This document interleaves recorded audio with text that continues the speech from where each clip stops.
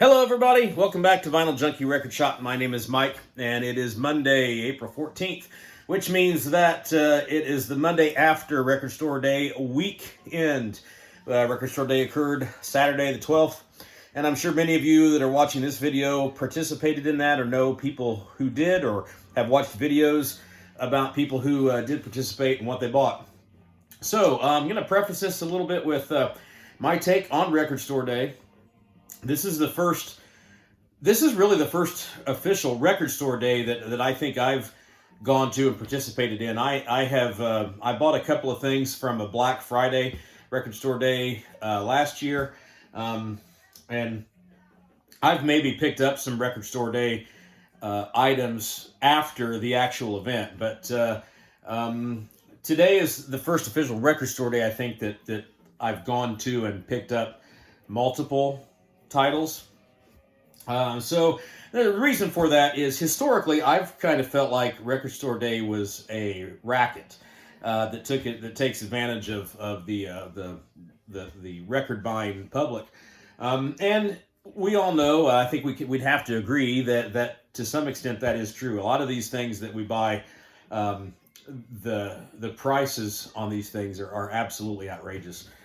But sometimes, they're very worth it. The things that they put out are done in such a way, such quality that it's worth what you pay for. So, there's give and take with everything, right?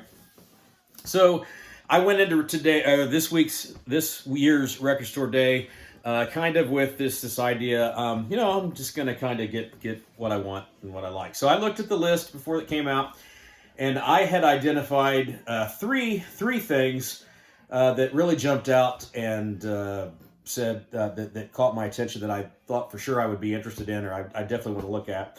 And then there were, obviously a few other things that people see along the way that they kind of find interest in. So I had one specific title that I knew I wanted to come away with, and it was slightly limited, but I don't think it was such that it was going to be difficult to find. So it didn't require me to get into line.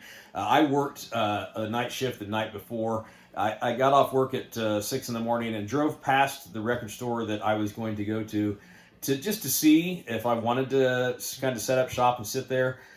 There was a line kind of around maybe the building, not the block like I've seen in some of these videos. But I didn't feel like setting up and waiting there for another hour and a half before they opened out in the cold, and it was kind of rainy, and I was tired after working 12 hours. So I went home, took a nap, got up, and then luckily that store still had the one title that I knew I wanted. So that's where I went. I went to Karma Records in Indianapolis. Give them a shout out. They have two locations, Karma West and Karma East. I visited both. I visited the East location yesterday on Sunday to continue the Record Store Day experience. So let's get started. I'm going to show you. I'm not going to open these things today. I just want to kind of show you what I bought. And I will, as I open them and listen to them, I'll decide which ones I kind of maybe want to feature or show a little bit more of later. But I'm going to start with the main objective. The one thing that came out this year that I knew I really wanted to get is this one here. This is Black Sabbath with the Eternal Idol. Kind of get the Record Store Day hype sticker on there. There's the back of it. For those of you that are familiar with Black Sabbath, this was the debut of the Tony Martin era of Black Sabbath. This was originally came out in 1987, I believe. 87 or 89. 87. This originally was released in 1987. And it's the first album to feature Tony Martin. Now, last year, the Black Sabbath Anno Domini box set came out, and that was a box set of albums that featured Tony Martin in that era. And oddly enough, this album was excluded from it. I think it had something to do with some kind of licensing arrangement or agreements. But anyway, I kind of figured that this one was going to be given a solo release at some point. So this is a Record Store Day exclusive. It was limited to 6,000 copies. So I do not know if it will be repressed after this event.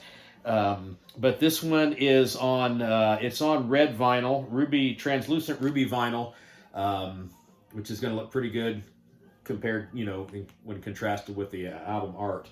But yeah, this is a really good record. I think it's a really good record. It's a little different sounding from Sabbath. They kind of get away from the more heavier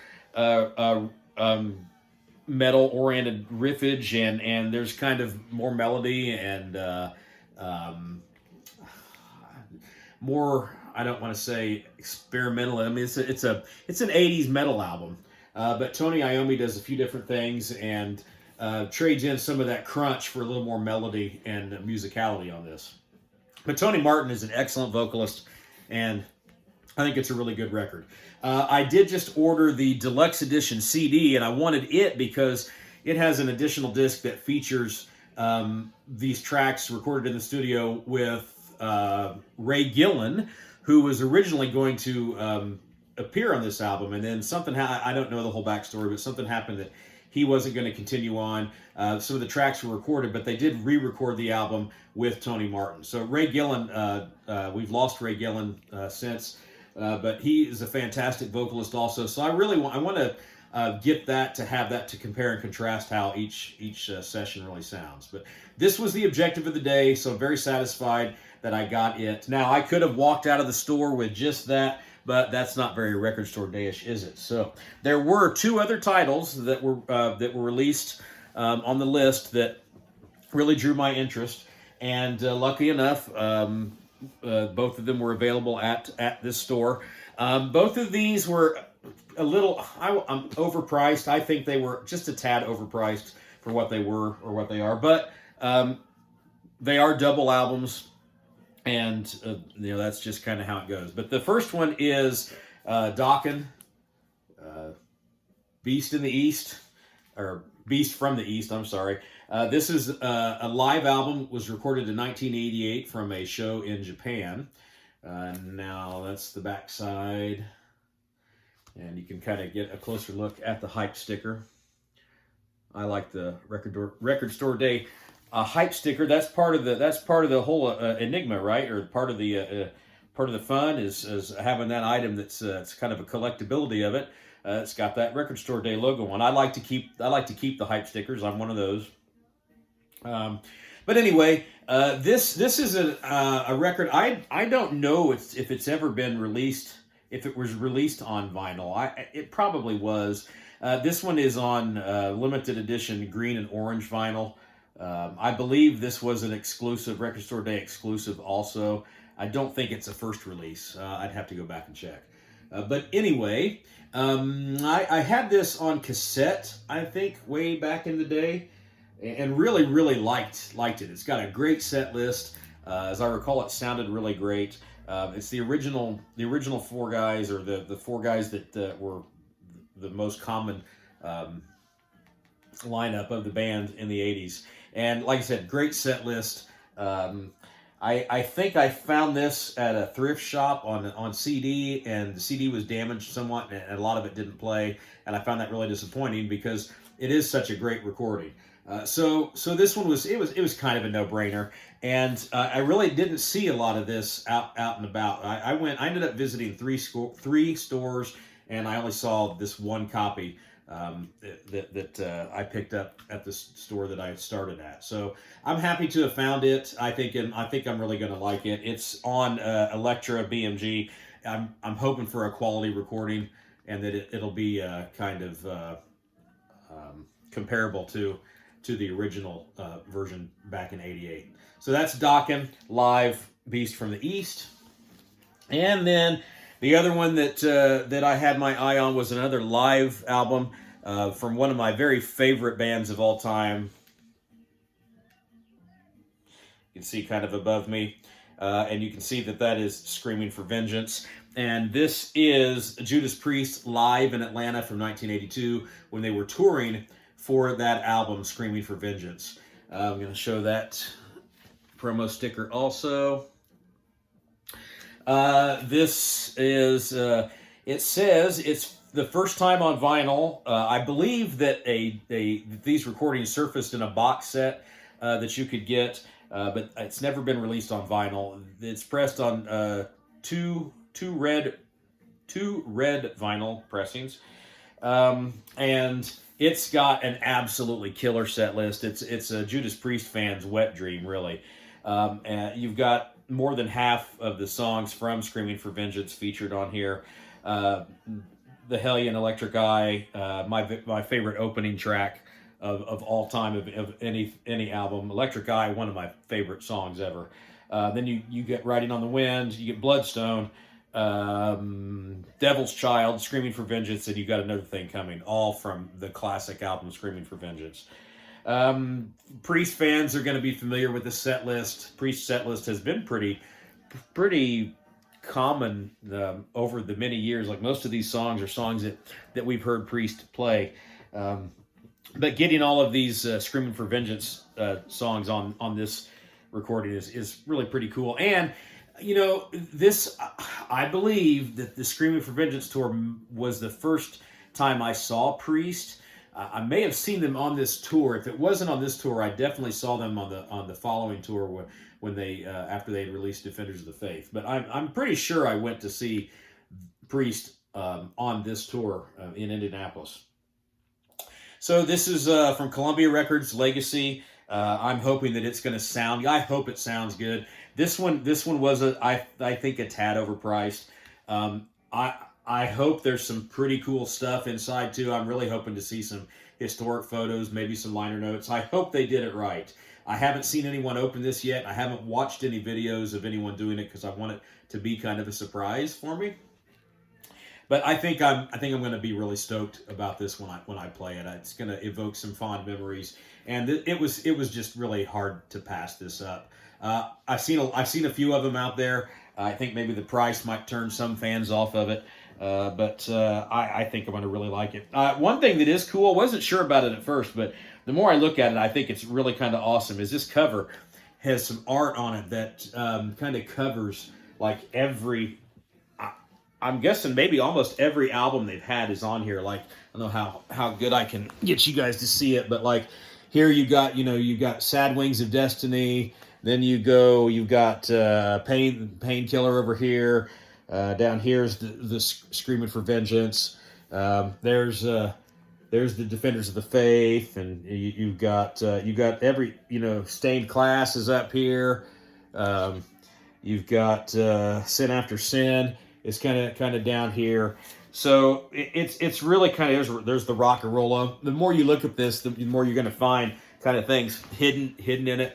So I think that's really cool. It's a retro album recorded in '82. So like I said, I do hope there's some of that impact inside it to give you that feel.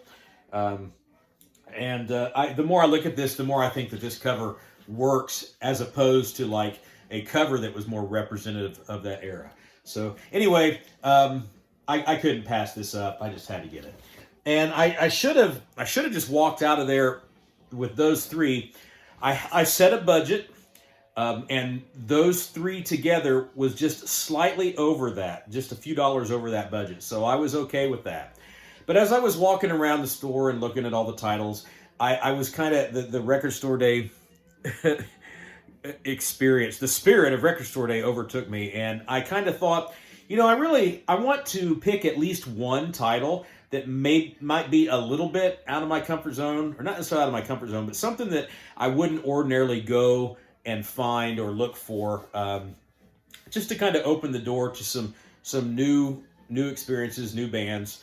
So I had my eye on this one, and I'll just show it to you. This is the 13th Floor Elevators. This is a live album from a concert on February 13th in 1967, I believe, from the Houston Music Theater. There's the back of it. This one is the only one that I've opened, so I will show it to you. The vinyl is really cool looking. It is translucent blue with black smoke effect. So it is pretty interesting looking, but I'll put it back in the sleeve. And the unfortunate thing is this is all you get. There's no other liner notes. There are no photos. There's nothing. There's the record. And that to me is one of the disappointments of this. I'll tell you this, it was a $31 record for just that, the record. No additional packaging, no additional goodies, no nothing.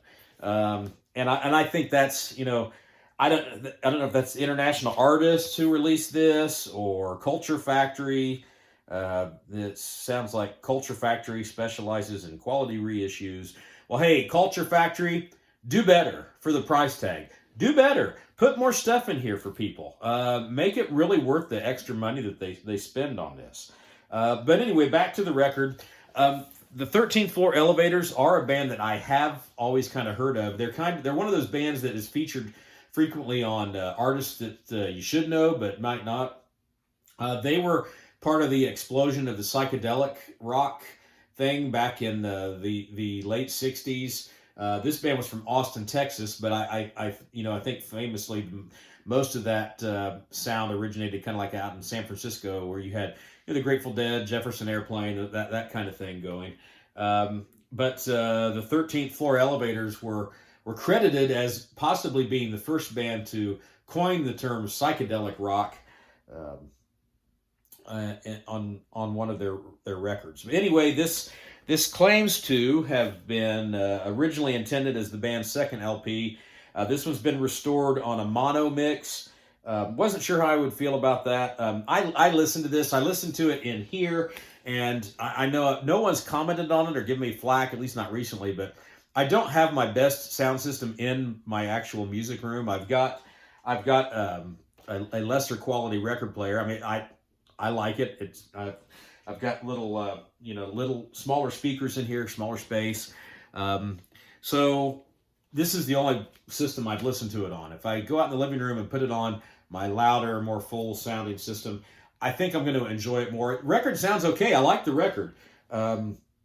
I just the performance. This band, it was a psychedelic rock band. I think there were some psychedelics on board with some of these performances. Some songs sound a little maybe out of tune, or like the band might not have been on their best this evening. But I do like the songs. A lead-off song, I've Got Levitation, Roller Coaster, Fire Engine, Reverberation, Doubt. That's a great song. And then the second side's got some really cool stuff on it. I do like this. I like this a lot.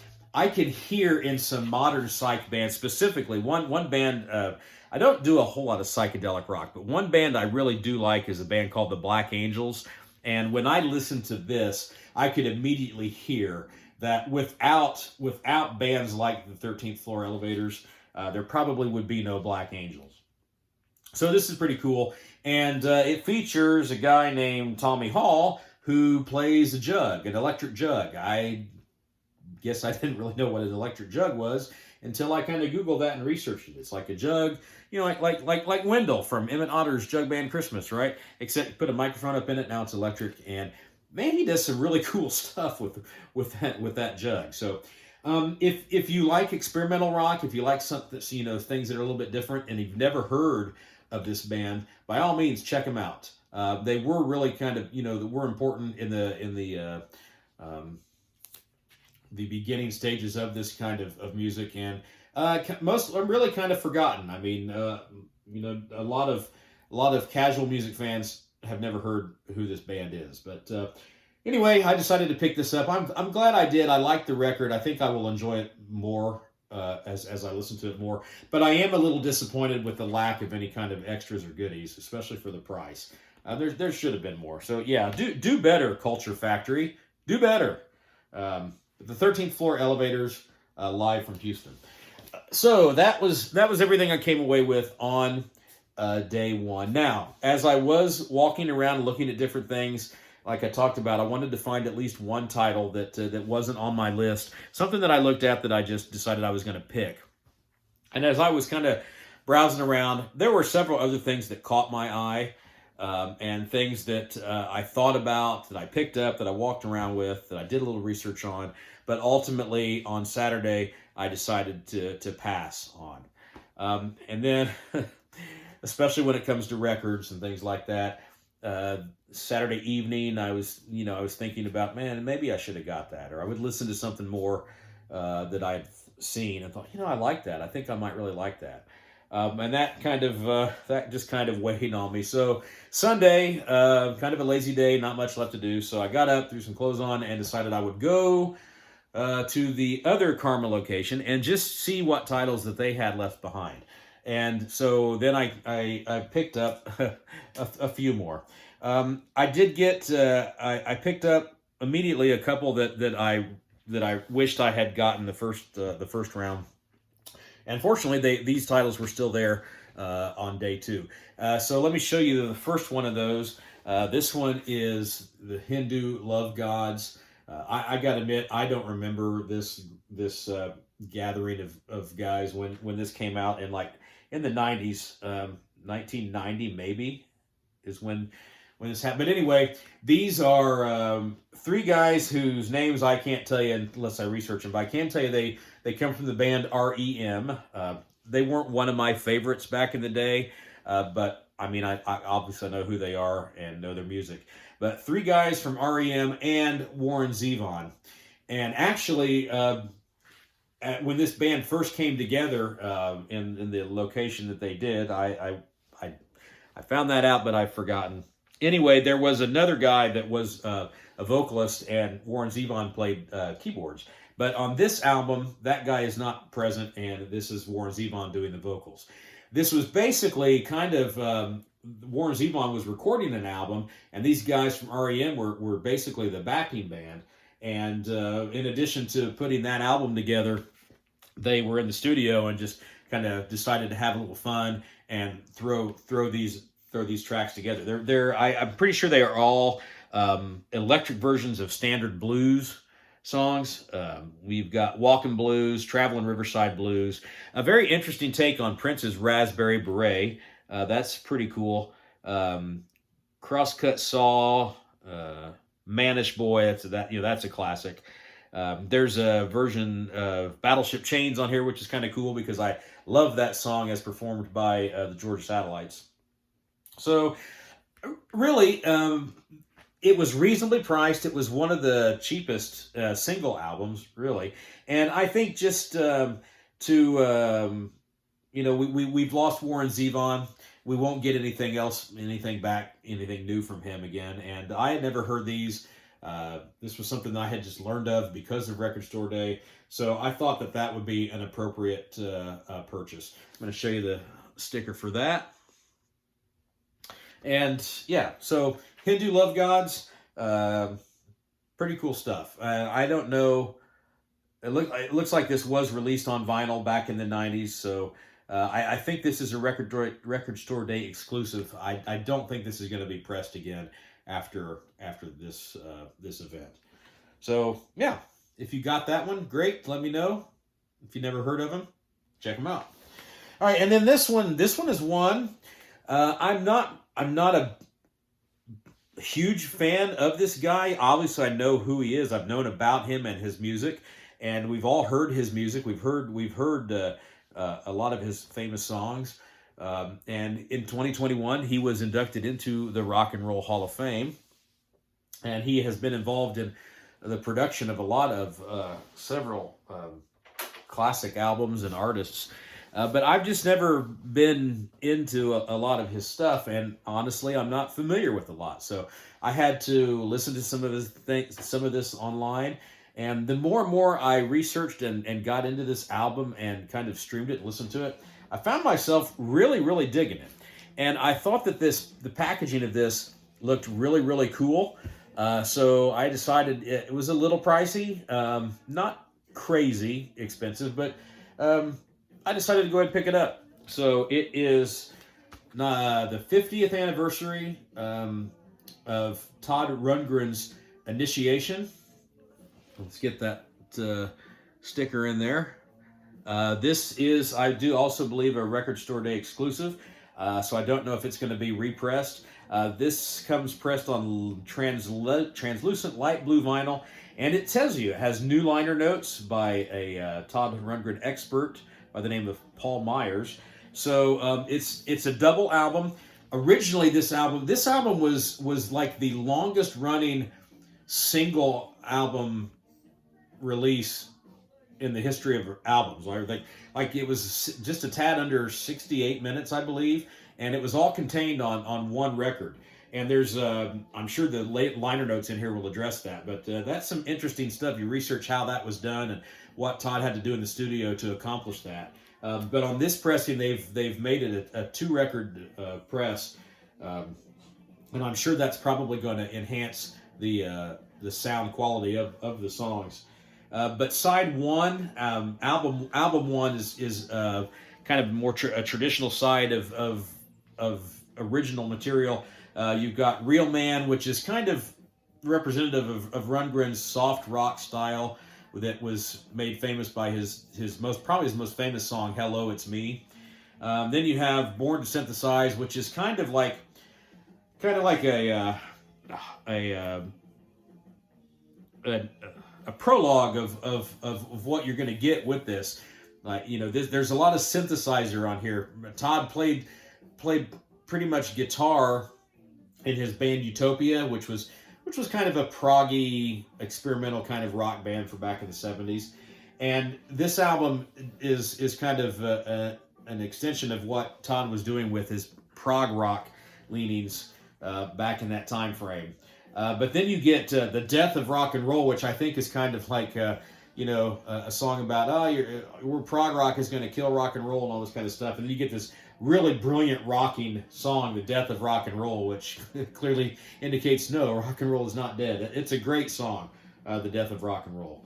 Then you get Eastern Intrigue, which is pretty interesting. It's got kind of some moment, like almost Broadway kind of vocal moments. It's interesting. It's kind of almost like what you maybe would expect from a Bob Ezra and Alice Cooper kind of thing.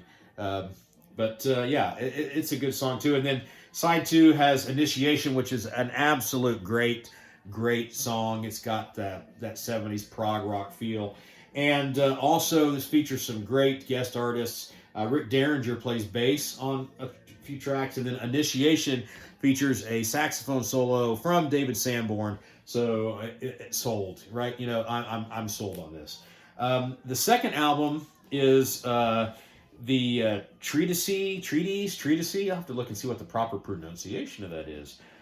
Treatise on Cosmic Fire, which it's a musical interpretation of a book that was written by, I can't tell you her name because I forget, but it's one of the, it looks like it's something weird and out there that I probably might not be into. But Todd was into it and decided he was going to make a musical representation of it. So it's very proggy. It's mostly synthesizer. There's not a lot of rock on it. It'll be interesting. I haven't listened to it on vinyl. I think I will like it because I like experimental stuff. Not as experimental as that Lou Reed. Did anybody spend $60 on that horrible? Who listens to that? I'm sorry. If some of you bought that and love that and think that's the greatest thing ever, I hope I don't offend. But $60-some for a repress of an album that basically has it's noise. It's noise. I don't. There's a whole story behind that record, and I get the big middle finger to the record label and music industry and all that. Not for me. I mean, yeah, the album cover looked pretty cool.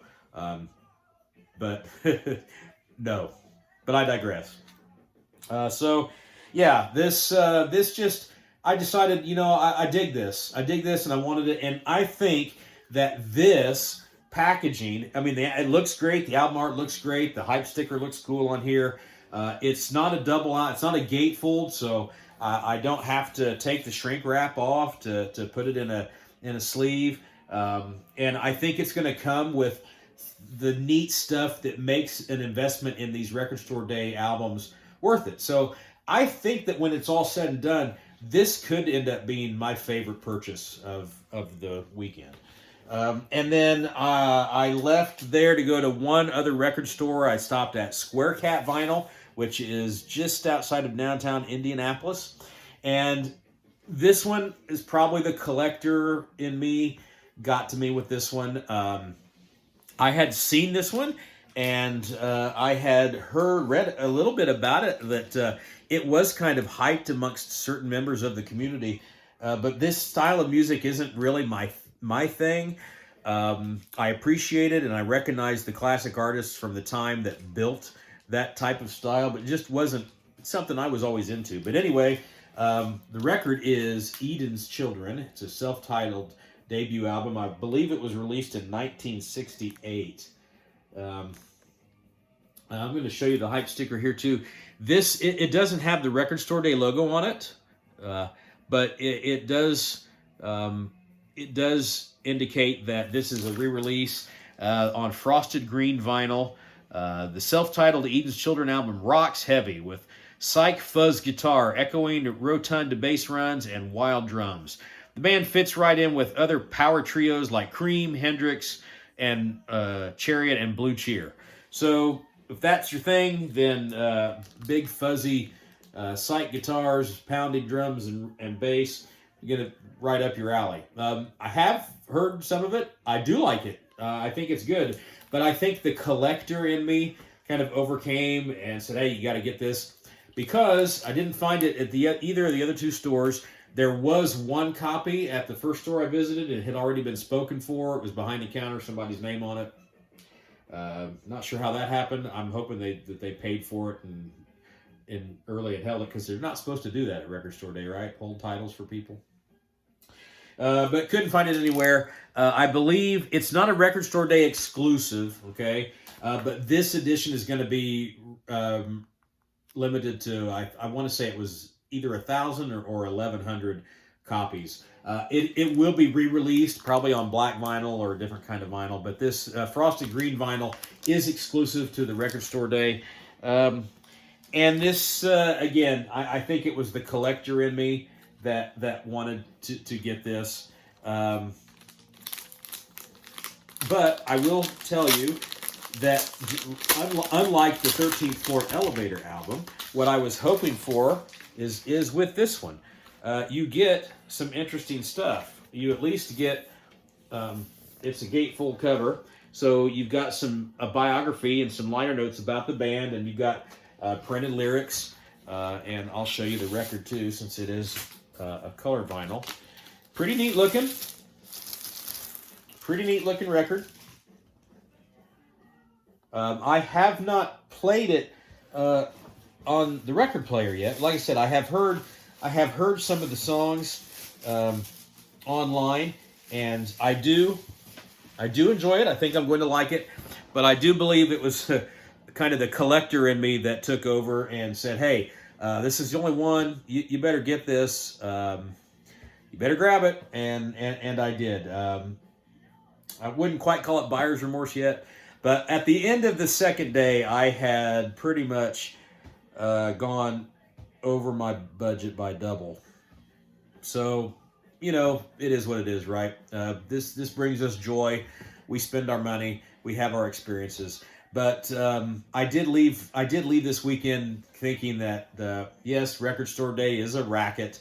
It's designed to gouge our pocketbooks and our bank accounts. But think about it in perspective, man. $30 for a record, $30 or $40 for a record, and that's like what, two fast food meals today's prices, and those are gone in what, 20 minutes, and your $40 investment in a record, you keep these things forever. They'll last forever. You take care of them. So just think about it that way. I really had an enjoyable experience. There are actually a couple more that I would have probably loved to have gotten from watching other people's videos the last couple days. And there's at least one, maybe two, that I'm going to be on the lookout for when I go back to the record store to see if they have them in the leftovers. It's always fun to look at the list and get an idea of what you want and go out and try to find them. Maybe one of these years I'll be more inclined to want to go out and camp out early. I think that might be fun if I met up with another collector or someone who maybe made a vacation out of that. I kind of thought how that'd be kind of fun to do do a day trip. You go to Cincinnati or Louisville or somewhere close by that has some pretty cool record stores, and get to know some new people while you're in line and that kind of thing. Make it an event like that for me. But ordinarily, I'm kind of old. I'm older now, and I'm not about that. Standing in line for hours and hours and hours and hours. Because honestly, I wasn't really interested in the stuff that was going to go the quickest. I'm not interested in going in and fighting over people for stuff and having all those people in there at once. I've found that waiting till about 10 or 11 o'clock or noon when the immediate rush has kind of died down, go and then see what you want there. Most of the stuff that I'm interested in is going to probably still be around, or it has been. But yeah, overall, I had a really good day. I'm happy with everything I purchased. I hope everything sounds as good as some of them look. And I'm going to look forward to this day again a year from now. And then the Black Friday event that will be coming up later on this year. So yeah, it's fun time for record collectors. I had a good day. And I've enjoyed watching some of the other videos out there. If you've enjoyed this, give me a like. If you're new to the channel, please subscribe. I thank you for stopping by. And if you're one of my regular viewers, I appreciate your support. Thanks for stopping by, and I'm going to have some more content coming out as soon as possible, hopefully. So, again, thanks for stopping by, and I'll see you on the flip side.